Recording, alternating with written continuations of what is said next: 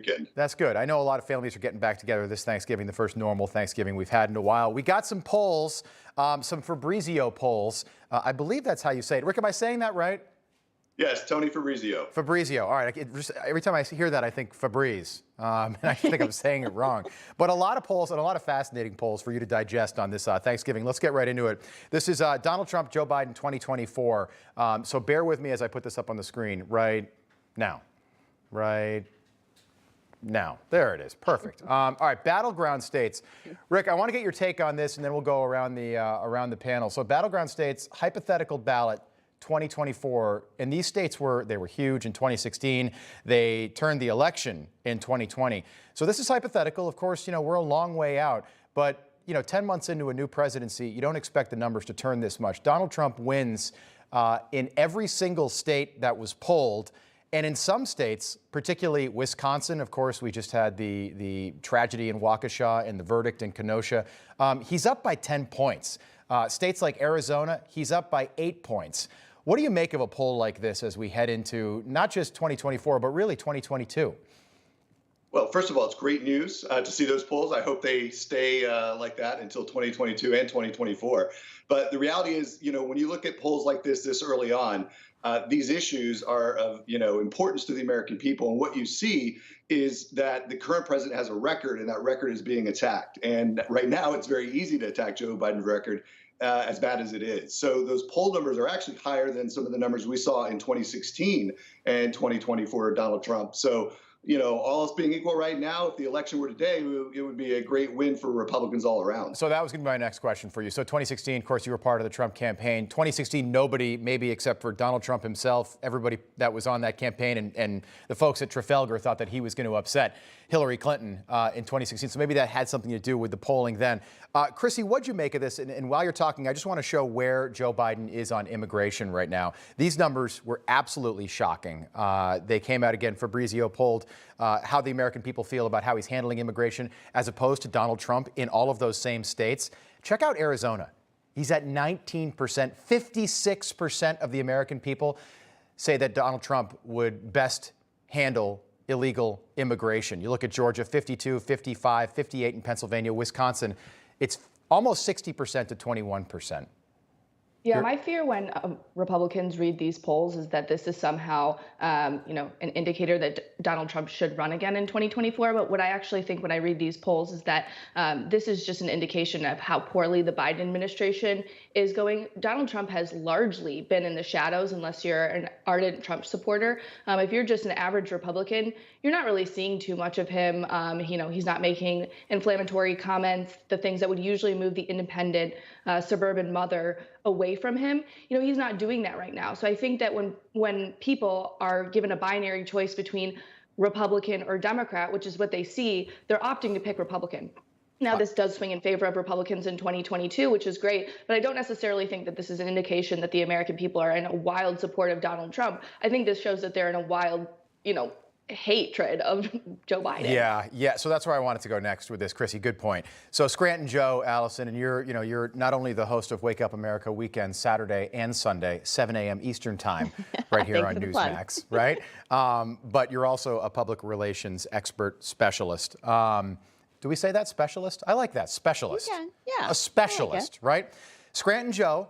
Right? He called it, when he was running for president in 2008, he said, he came from a hard scrabble. That was the way he described Scranton, hard scrabble. I don't know who uses that word, but that's the way he described it. So Scranton Joe, is he out of touch? He's on Nantucket, probably the most expensive, if not definitely one of the most exclusive islands in the country.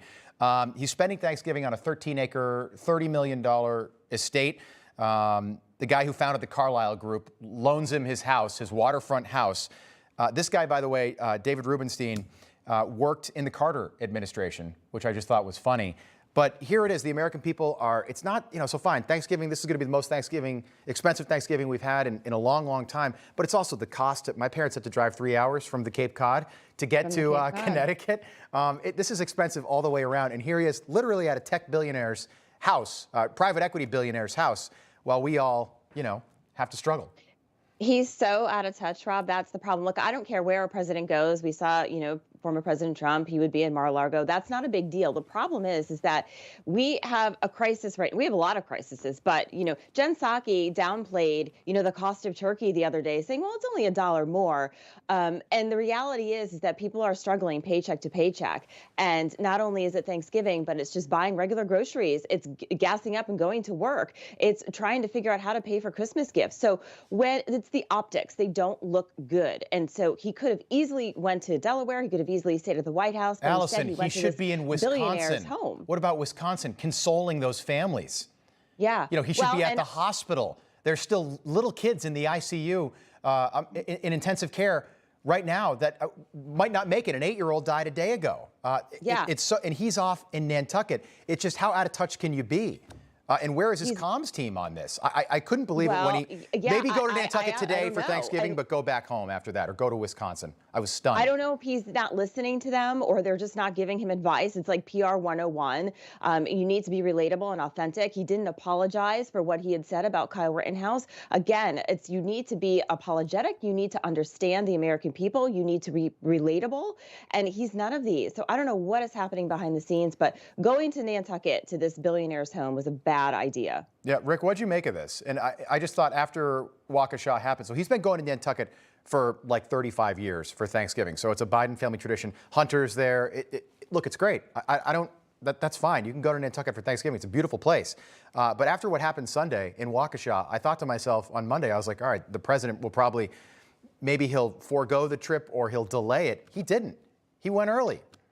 It's another missed opportunity. And I think nobody begrudges him being with family, but you don't need to be a family on a $13 million estate. You could be in anywhere across the country. And I think it just shows that how out of touch he is. And this is what happens when you've been in politics for 45 plus years. You kind of ignore the people that really matter, and you just kind of can plod through and continue to do what you do. So I think it's a very, very big missed opportunity for Biden and just watching what he's been doing, not consoling the families, not apologizing to Rittenhouse, everything that we've been talking about. That's why you see those poll numbers that you just showed. That's exactly why you're going to continue to see that slide. All right, panel, we'll pick this stuff up. By the way, quickly, real quick, no elaboration. Favorite Thanksgiving dish, Rick Gates? The whole package, everything. Turkey, stuffing, corn, everything. Rick, I said Thanksgiving dish. You can't. You can't have one without all. One dish. Allison, your favorite? The whole package. Turkey and gravy. Simple. Turkey and gravy. Okay, that's great. That's the Cape Cod right there. That's what that is.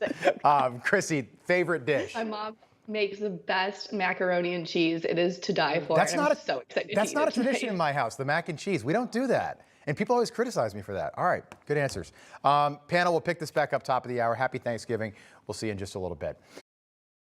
Hey, I'm Rob Finnerty. Thanks for watching. If you enjoyed this video, please join the conversation in the comments below. Don't forget to subscribe, too.